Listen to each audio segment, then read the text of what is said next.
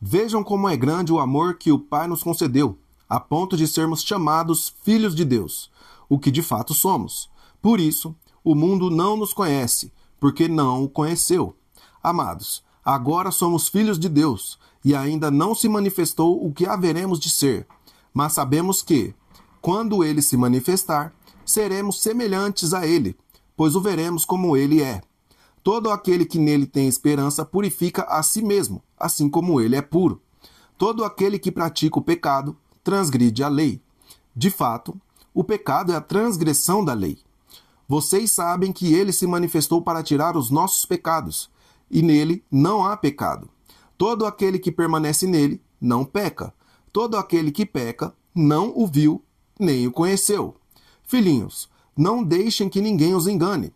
Aquele que pratica a justiça é justo, assim como ele é justo. Aquele que pratica o pecado é do diabo, porque o diabo peca desde o princípio. Para isto, o Filho de Deus se manifestou, para destruir as obras do diabo.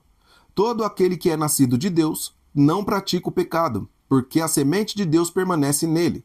Ele não pode pecar, porque é nascido de Deus. Desta forma são manifestos os filhos de Deus e os filhos do diabo. Todo aquele que não pratica a justiça não procede de Deus, tampouco aquele que não ama o seu irmão. Esta é a mensagem que vocês ouviram desde o princípio, que devemos amar uns aos outros. Não sejamos como Caim, que pertencia ao maligno e matou o próprio irmão. E por que o matou? Porque as suas obras eram más, e as de seu irmão eram justas. Não se admirem, meus irmãos, se o mundo os odeia.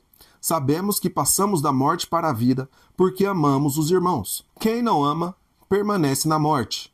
Quem odeia seu irmão é assassino. E vocês sabem que em nenhum assassino permanece a vida eterna. Desta forma, conhecemos o que é o amor.